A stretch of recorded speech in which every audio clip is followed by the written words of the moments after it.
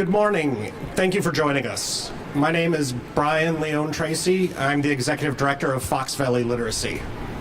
I'm honored to be here with you today, and I'm grateful for all of you who've come out, and especially want to thank Mayor Woodford, Representative Snodgrass, Mr. McDonald, and Director Perez for being here. We're here today to talk about the incredible $25 million RAISE grant that Valley Transit received for the City Center, as well as the $1.8 million of ARPA funding committed by the City of Appleton. I'll get to a question I bet a lot of you have, but I'd be remiss if I didn't give a brief overview of Fox Valley Literacy. Fox Valley Literacy is a nonprofit providing literacy services to adults in Outagamie, Winnebago, Northern Calumet, and Northern Brown counties. Literacy includes learning English, for sure, but it's also preparing for the citizenship test, raising one's digital skills to re-enter the workforce, or learning culture and intercultural expectations to succeed at work, school, and in the community. I could go on and on about the different goals and projects we help people with, but we help some of the hardest working people I've ever met get more involved, connected, and invested in their community. We do this through small group tutoring, structured classes, digital tools, and more. We help people reach the goals that they set for themselves. In 2024, by the end of June, we'd already worked with over 400 students through the dedication of almost 200 volunteers and 8 staff. Now, to those who may be wondering why there's someone up here talking about literacy when we're all here because of the $26.8 million getting invested in this community, I say, fair point. I'm lucky enough to be a part of today's festivities because of how critical this transit center staff and services are to being able to deliver on Fox Valley Literacy's mission. Many of our students and prospective students rely exclusively on public transportation. Our office is just a half block northeast of here, corner of Franklin and Morrison. It's the one with the, in my opinion, awesome Hope mural on the side. And all but one current Valley Transit route basically comes to our back door. And that's no accident.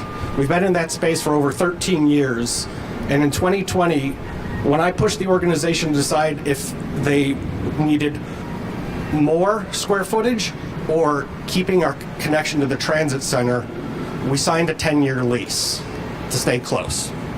And further, in 2022, when the City of Appleton released its College North neighborhood plan that showed the revitalization of this location and the commitment to keeping the transit center downtown, that acted as the final pro in the list of pros and cons that led to us purchasing that building. That's how critical the transit center is to our services and mission. And we're not alone either. In just a few block radius of the transit center, you of course have many employers, amazing restaurants and shops, but you also have nonprofits providing services for literacy, mental health, housing issues, disability, physical fitness, financial services, as well as arts, museums, and Lawrence University, all within the little walking distance.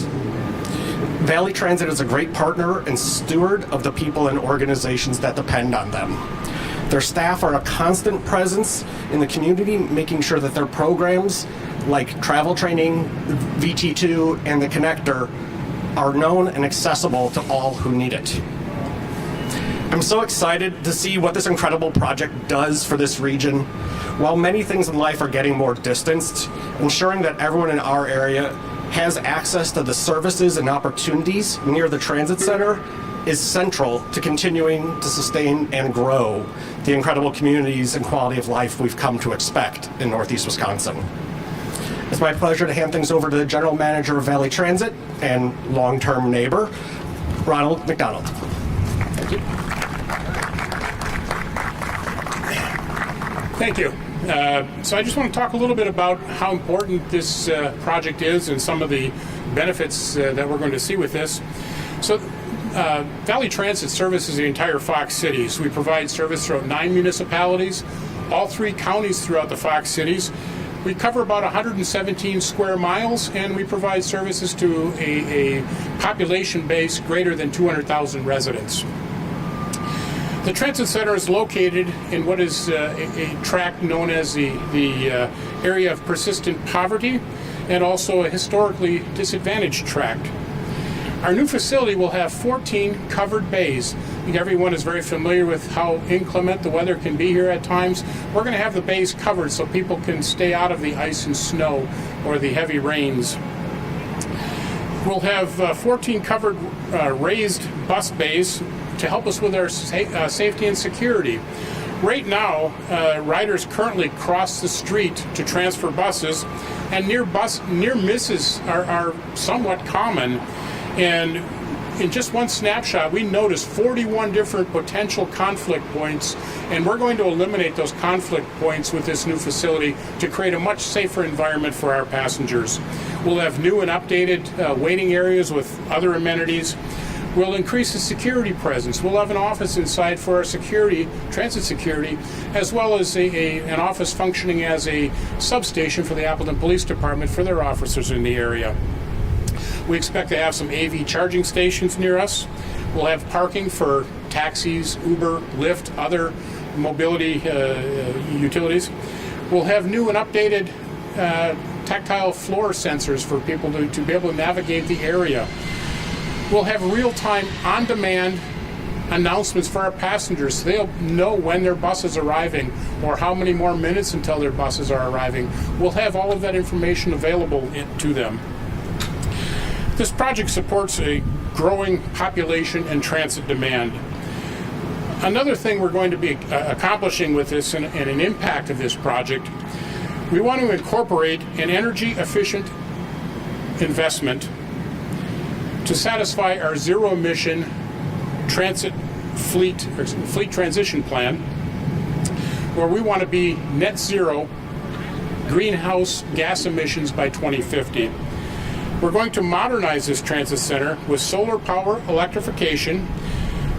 We're going to create enough electricity with our solar power where we believe we can save enough energy equivalent to about 128 homes over the course of a year. So we're really excited about some of the things we're going to do with this project. Last but not least, we're going to work with a private developer to have housing above us. So we're going to have a transit center and some new housing in the downtown area. We're excited about this. We thank you for coming to see this project, and we're excited to get shovels in the ground and get moving. So with that, I'm going to hand it off to State Representative Lee Snodgrass. Thank you.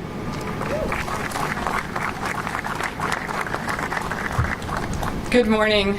As the representative of Assembly District 57, where you are right now, I always take great pride in welcoming the community to the wonderful things happening in this district. I join Mayor Woodford, Brian Leon Tracy, Valley Transit Director McDonald, and Director Perez in their excitement for what will be a deeply impactful investment in Appleton's community. As a state elected official, I'm often asked to write letters of support for funding opportunities, and I take great pleasure in advocating for those community needs. I've always been a public transportation nerd. As my shirt reads today, public transit is bussin', and that couldn't be more true today. This $25 million grant awarded from the Rebuilding American Infrastructure with Sustainability and Equity Program, coupled with the $1.8 million in the American Rescue Plan Act funds from the City of Appleton, marks a transformative investment in our downtown, our public transit infrastructure, and our affordable housing needs. This exciting and multifaceted project brings a vibrant future to a part of the district that welcomes a little TLC. And now it is my great pleasure to turn it over to Mayor Jake Woodford, who will further outline the project.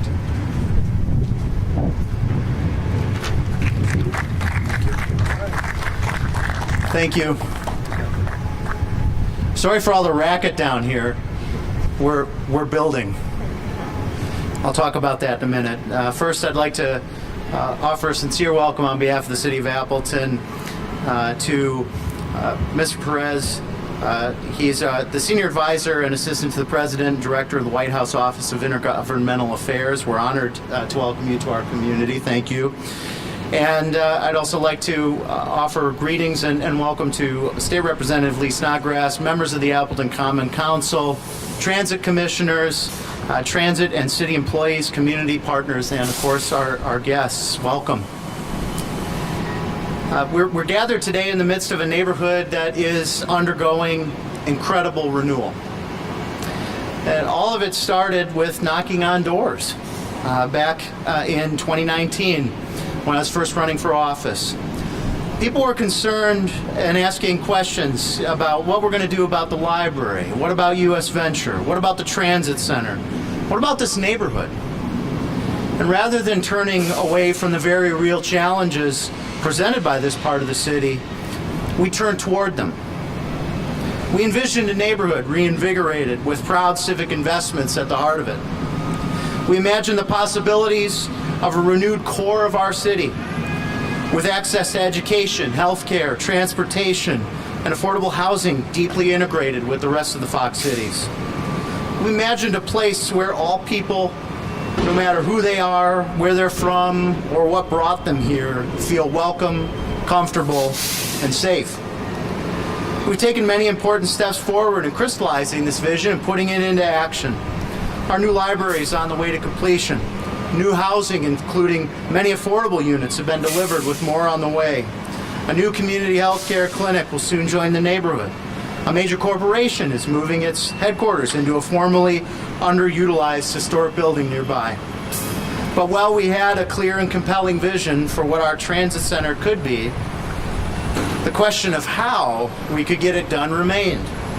That is until just a few weeks ago, when we learned that Valley Transit would be awarded a $25 million raise grant thanks to the Biden-Harris administration's historic investment in our nation's infrastructure.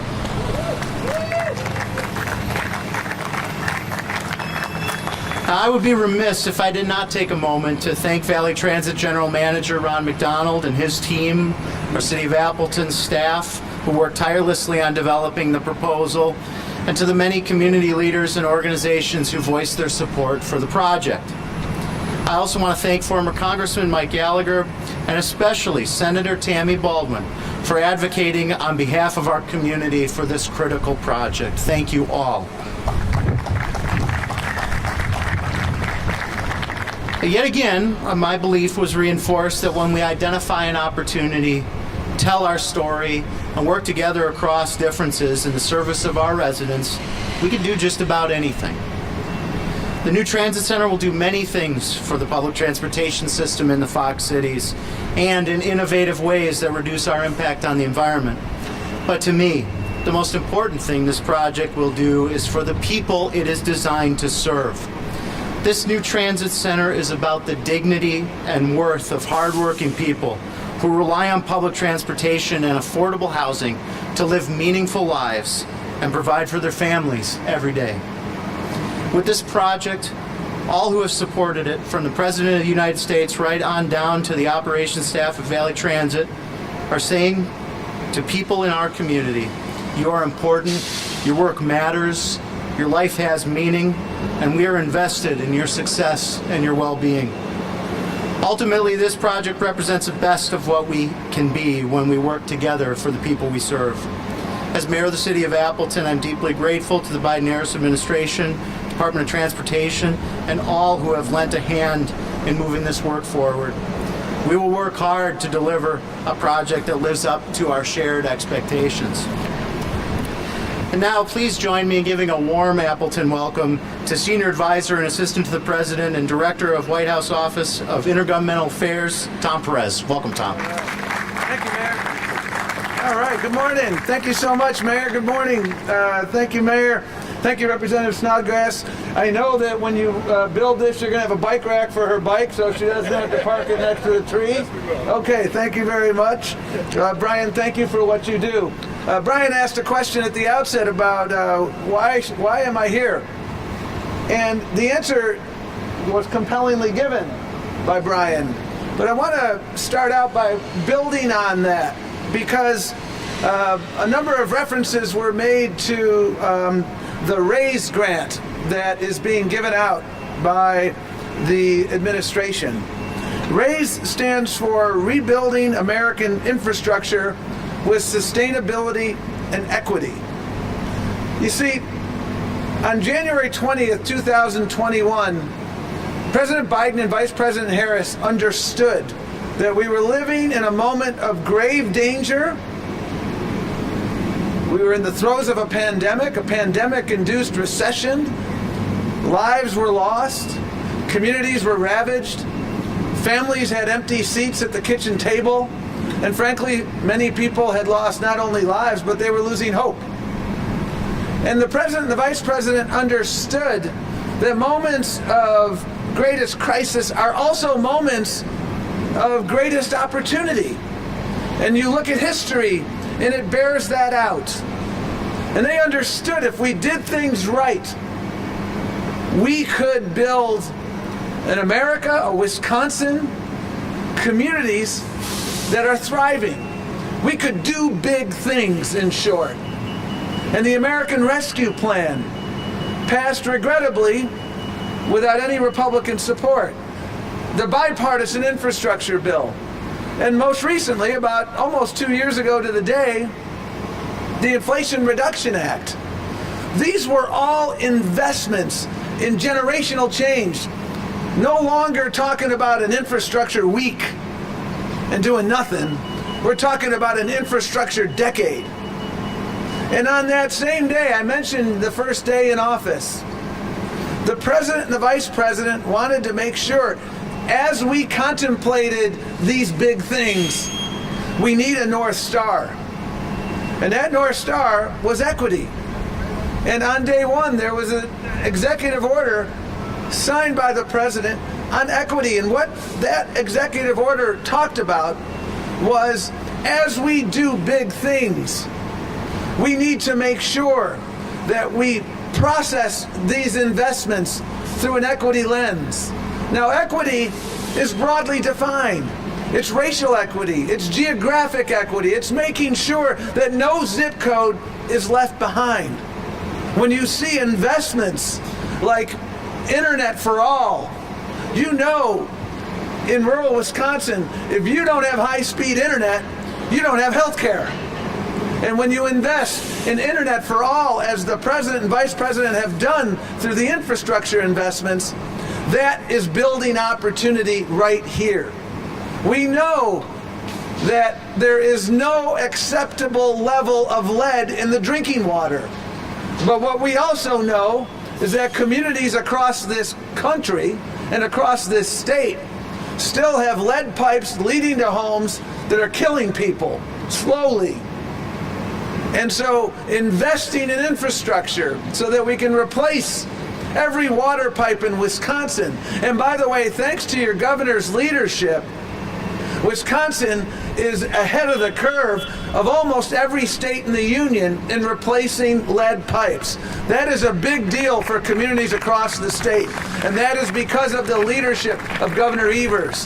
When we coordinate infrastructure investments, we work closely with governors across the country, and it's important that those governors have the authority to act quickly, because otherwise projects wait, they wane, and they don't get done. And that is why it's so important here, what we are doing today. Because these investments are an investment in community, an investment in ensuring that everybody who gets off the bus in the community, in this increasingly diverse community, everybody has access to opportunity. And when we look a few years down the road, that's not simply a library, it's a workforce hub. Because as your former labor secretary, we worked closely with libraries, because libraries are where you connect not only youngsters to knowledge, but you connect workers and would-be workers to opportunity. So there's going to be one-stop shopping here. Housing, transit broadly defined, whether it's 2 wheels, 4 wheels, or many wheels. Transit broadly defined. And the beauty of these things, people often ask, tell me more about the infrastructure bill. Well, the infrastructure bill is helping you rebuild an anchor of downtown Appleton. Tell me about the Inflation Reduction Act, people say. It's a weird term. Well, by the way, the Inflation Reduction Act is what got you $35 a month insulin. And the Inflation Reduction Act is what is going to get you in a couple months many, many more drugs for seniors that are going to be affordable. That's going to save you money. So you don't have to make choices between, am I going to eat this month, am I going to have my medicine this month, or am I going to pay my rent this month? Those are choices that no family should have to make. The Inflation Reduction Act is also what is going to help fund this reinvestment, because you will get tax credits for all of these efforts that you are making to not only make this greener, but make sure that Appleton and this project is a model not only for the state, but for the nation. I was briefed on the project, and Ron, thank you for what you're doing, because this project, Mayor, this is a real point of pride. This is a big deal. What you're doing and how you're doing it, and your savviness in accessing the federal funding streams, that's what it's all about. It's about rebuilding and reconnecting communities, expanding opportunity. And that is why I am so excited. The RAISE grant is really the tip of the iceberg in terms of the federal partnerships here. You will have low-income housing tax credits that you can avail yourselves of. They're using some of the American Rescue Plan funds to help with this project. Everything we're doing is in partnership. And that is how we do big things as a country. That's how we do big things as a community. That's what equity is about.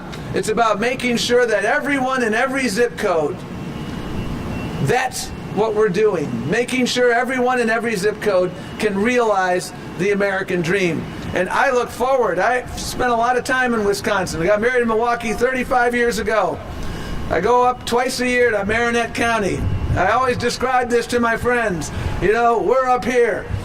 And we get up there. I love Marinette County, more deer than people. And we get to go up there. I love Wisconsin.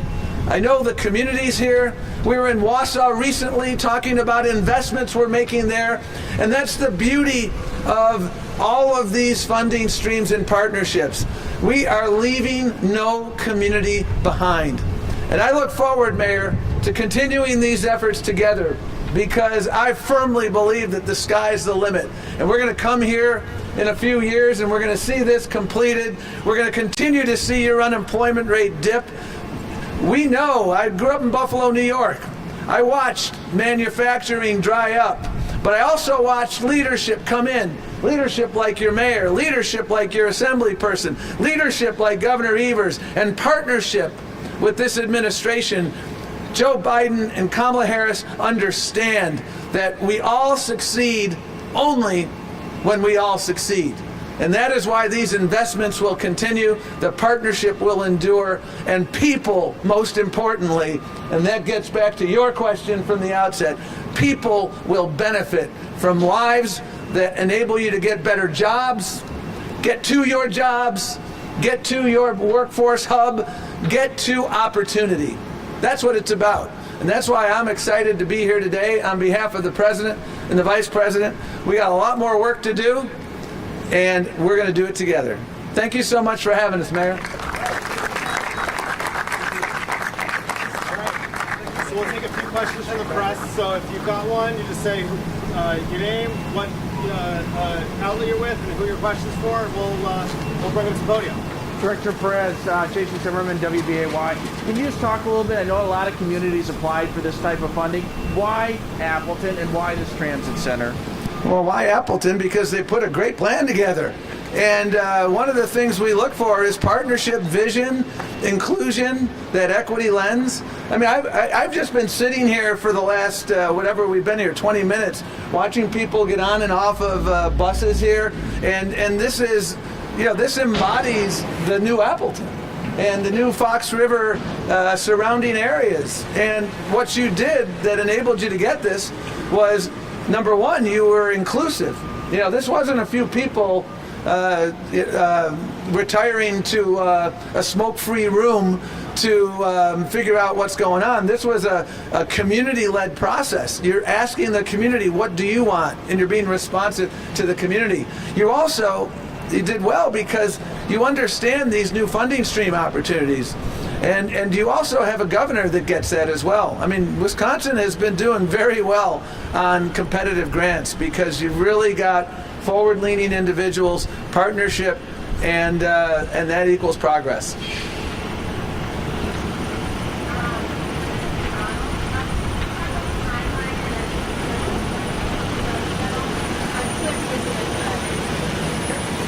So the question was timeline and will service be interrupted?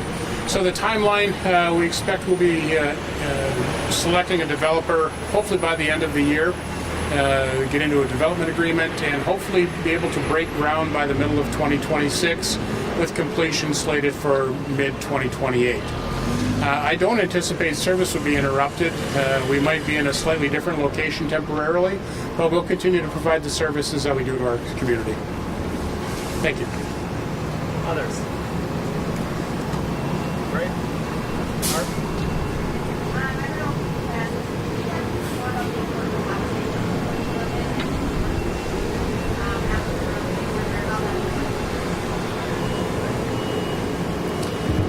So just to speak on the affordable housing component of this project, that's been a high priority for us from the start. One of the challenges that we're seeing, and we're hearing from home builders, we're hearing from developers, is with increasing costs of building housing, it's much more challenging to deliver truly affordable products for people to rent. And so we see this as an opportunity to actually leverage a project that needs to happen anyway.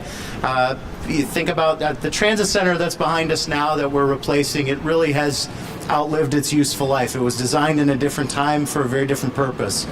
And so we need a new transit center anyway, and there was always going to be significant investment in that facility, whether it's with the participating communities of the Valley Transit Service or participation from the federal government. But we saw this as an opportunity to leverage that investment that's going to happen on this ground level anyway, to say, well, if we're already building, we're clearing a site.